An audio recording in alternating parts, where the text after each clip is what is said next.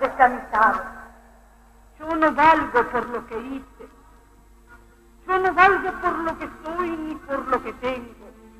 Yo tengo una sola cosa que vale. La tengo en mi corazón. Me quema en el alma. Me duele en mi carne y arde en mis nervios. Es el amor por este pueblo. Si este pueblo me pidiese la vida, se la daría cantando, porque la felicidad de un solo descamisado vale más que mi vida.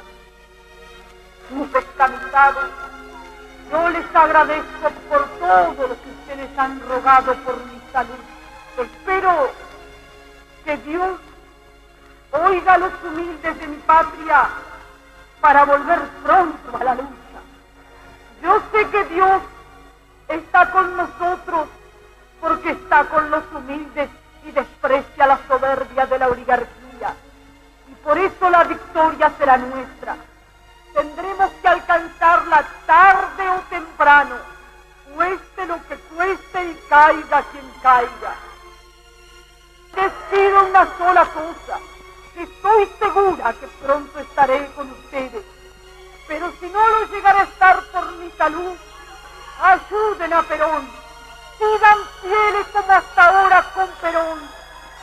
Yo no quise ni quiero nada para mí. Mi gloria es y será siempre el escudo de Perón y la bandera de mi pueblo. Y aunque dejen el camino jirones de mi vida, yo sé que ustedes recogerán mi nombre y lo llevarán como bandera a la victoria.